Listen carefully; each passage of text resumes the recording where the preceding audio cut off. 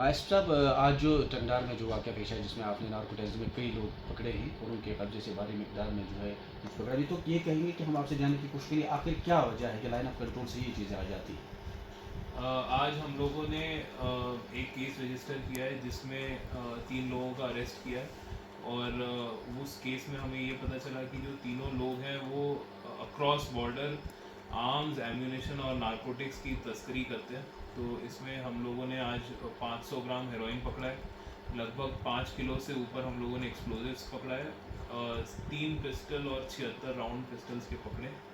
और ये जो सामान है ये सब क्रॉस बॉर्डर आया है और इसमें एक पाकिस्तान का एक हैंडलर भी इन्वॉल्व है और तंजीमें भी इन्वॉल्व है। आखिर ये नार्को टेरर है क्या चीज़ जिससे हमारे नौजवान जो इसमें बौखलाहट का शिकार हो। नार्को टेरर इस तरह से है कि पहले आपने देखा होगा कि जो टेररिज्म है उसमें या तो सिर्फ इन्फिल्ट्रेशन होता था या फिर आर्म्स एम्यूनेशन की स्मगलिंग होती थी, लेकिन अब एक नया ट्रेंड हमने देखा है जम्मू एंड कश्मीर में, जहाँ पे नारकोटिक्स भी आर्म्स और एम्यूनेशन के साथ स्मगल किया जा रहा है।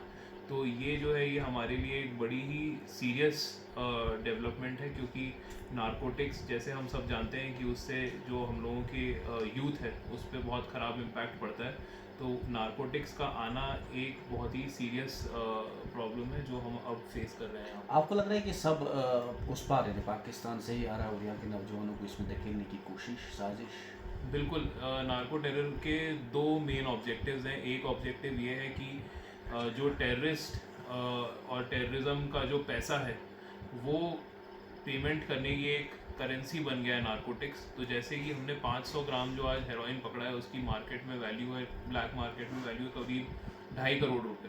तो ये एक तरह का इंसेंटिव है उन लोगों के लिए जिनको आर्म्स और एम्यूनेशन की स्मगलिंग में पाकिस्तान के और जो टेररिस्ट तंजीमों के लोगों को पुश करने का एक ज़रिया है कि वो नारकोटिक्स आपको देते हैं।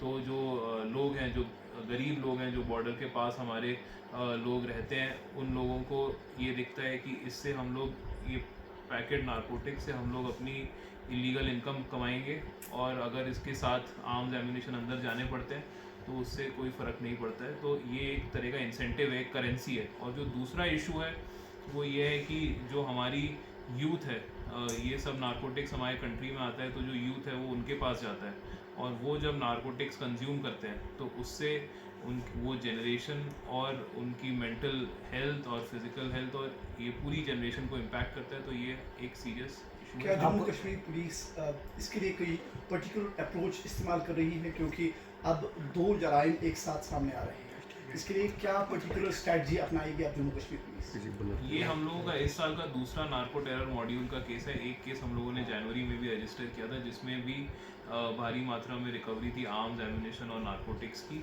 और ये हमारा दूसरा केस है। तो अब हम लोगों को ये पता है कि जो नारकोटिक्स, आर्म्स, एम्यूनेशन का स्मगलिंग का चैनल सेम है, तो अब हम लोग उस पर स्पेशल फोकस कर रहे हैं। हम लोग उन लोगों को नारकोटिक्स वाले जो लोग नारकोटिक्स तस्करी कर रहे हैं भारी मात्रा में, उनको भी हमने इस केस में UAPA में बुक किया है। तो ये हम लोगों का एक डेटरेंस है जिससे कि हम उन लोगों को डिटर करेंगे जो नारकोटिक्स के ज़रिए आर्म्स, एम्यूनेशन और एक्सप्लोजिव्स की तस्करी भी कर रहे हैं। फौज के साथ साथ अब पुलिस को भी सरहदों पर जो है तैनात रखा गया है, तो खासतौर पर इसको रोकने के लिए किस तरह के इकदाम आप करने जा रहे हैं? क्या जो आज भी आपने पकड़ा, क्या इसके साथ जो नेटवर्क और जुड़ा है उनके खिलाफ भी कार्रवाई होगी?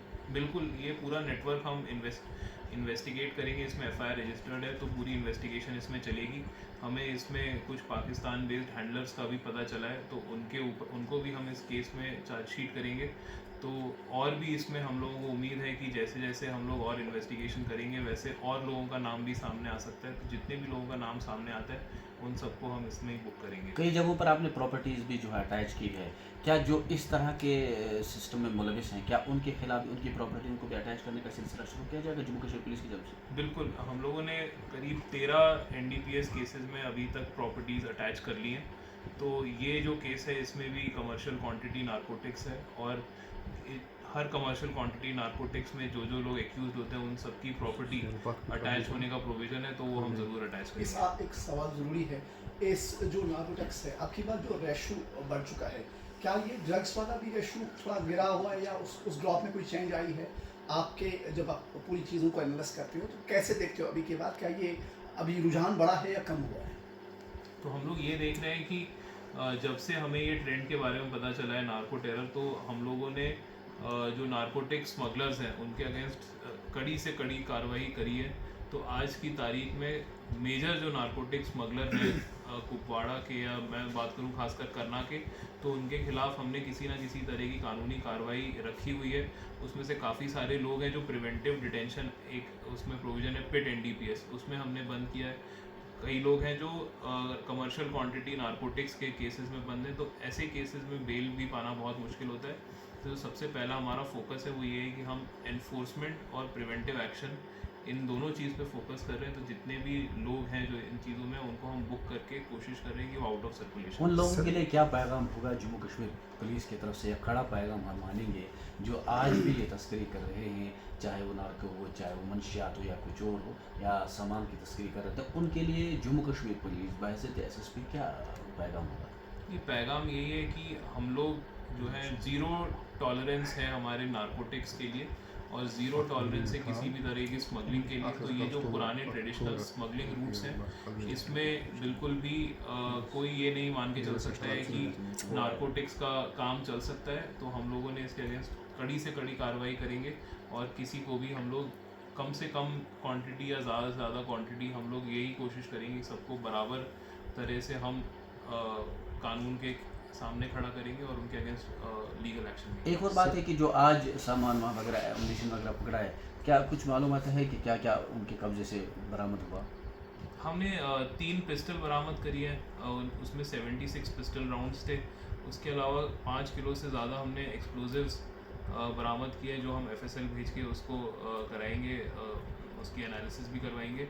उसके अलावा हमें पिस्टल के मैगजीन्स मिले, और हमें ये 500 ग्राम से ज़्यादा जो है हेरोइन मिला है। कोई उनसे पूछताछ के दौरान ये पता चला कि वो किस तरह की तकरीबी कार्रवाई अंजाम देने की